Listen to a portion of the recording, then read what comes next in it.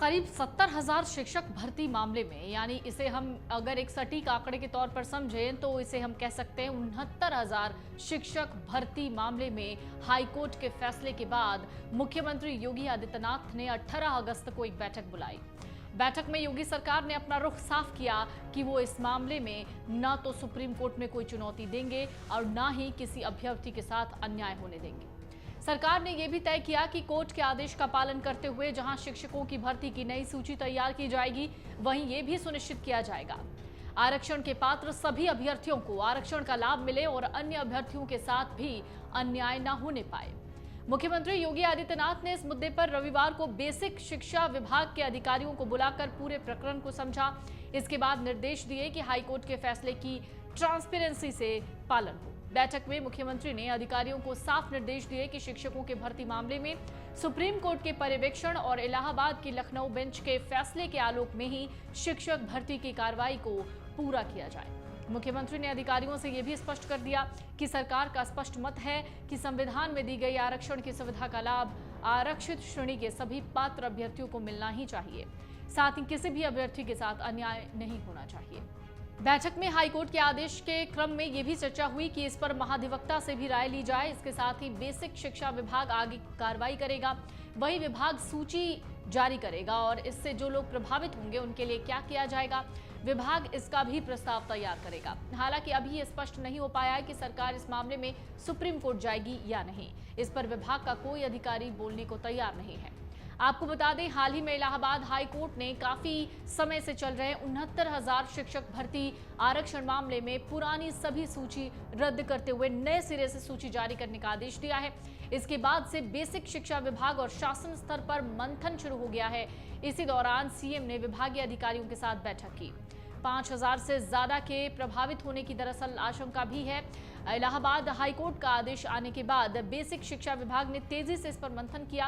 प्रथम दृष्टया ये माना जा रहा है कि अगर विभाग दोबारा सूची बनाता है तो 5,000 से 6,000 नौकरी कर रहे युवा इससे प्रभावित होंगे, क्योंकि इस मामले में सिंगल बेंच में सरकार की ओर से जनवरी 2022 में आरक्षित वर्ग के 68,000 प्रभावित अभ्यर्थियों की सूची दी गई थी। हालांकि बाद में इसे सिंगल बेंच ने निरस्त कर दिया और नई सूची बनाने को कहा था। इस मामले में सिंगल बेंच में सरकार की ओर से जनवरी 2022 में आरक्षित वर्ग के 6800 प्रभावित अभ्यर्थियों की सूची दी गई थी। हालांकि बाद में इसे सिंगल बेंच ने निरस्त कर दिया और नई सूची बनाने को कहा था। 69,000 शिक्षक भर्ती मामले में अब तक क्या हुआ है, जान लीजिए। 5 दिसंबर 2018 को 69,000 शिक्षक भर्ती का विज्ञापन जारी हुआ। परीक्षा 6 जनवरी 2019 को आयोजित हुई, जिसमें 4,10,000 अभ्यर्थी शामिल हुए। 12 मई 2020 को परिणाम घोषित हुआ। 1,40,060 अभ्यर्थी चयनित हुए। अनारक्षित श्रेणी का कट ऑफ 67.11%, पिछड़ा वर्ग श्रेणी का कट ऑफ 66.73% रहा। 7 जनवरी 2019 को राज्य सरकार की भर्ती प्रक्रिया में किए गए बदलाव के आदेश को हाई कोर्ट में चुनौती दी गई। 29 मार्च 2019 को कोर्ट ने राज्य सरकार के बदलाव के आदेश को निरस्त कर दिया। मामले की अपील 6 मई 2020 को हाई कोर्ट की डिवीजन बेंच में की गई। 18 नवंबर 2020 को मामला सुप्रीम कोर्ट पहुंचा। सुप्रीम कोर्ट ने भी हाई कोर्ट के 6 मई 2020 के आदेश को सही माना।